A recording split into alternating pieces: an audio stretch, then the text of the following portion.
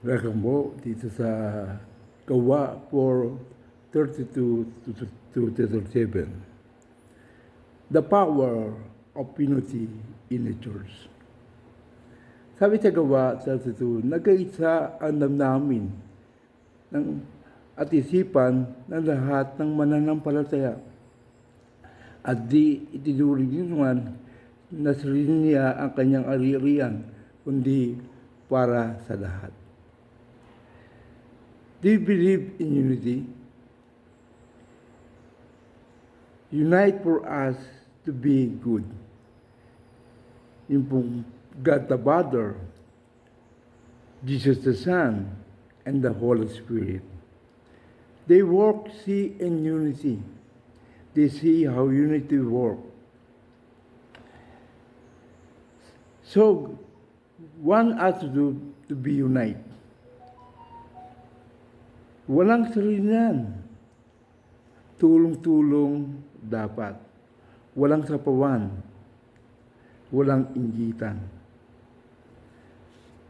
See that God's work mercy is for all. All glory comes from God. Anuman ang gagawin mo at ang dapat papurihan ay ang Diyos. Hindi tayo. We divide our work ministry for God's good. God, the apostle, do his work, verse 33. The other do his work. They by his own mga ari-arian. One of the example is Jose, the verse 36. Sabi ni Jose, ganoon ang ginawa ni Jose, isang Levita ng taga Cyprus na tinatawag na mga apostol na Bernabe, na ang ibig sabihin, anak ng papalakas loob.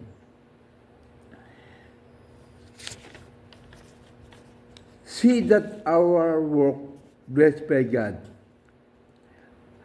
At ibinuhos ng Diyos ang pagpapala at walang nagdarahop sa kanila.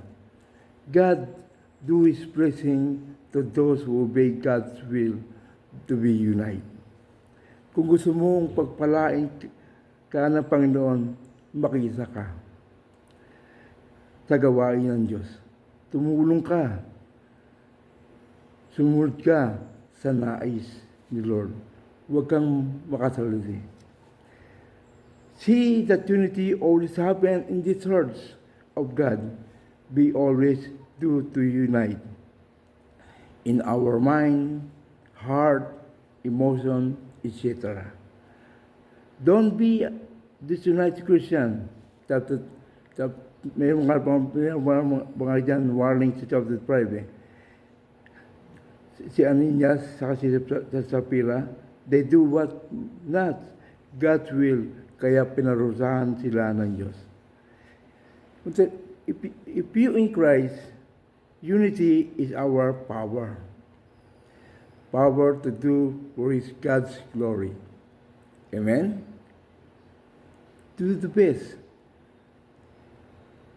sa ating paglilingkod sa Panginoon. Amen.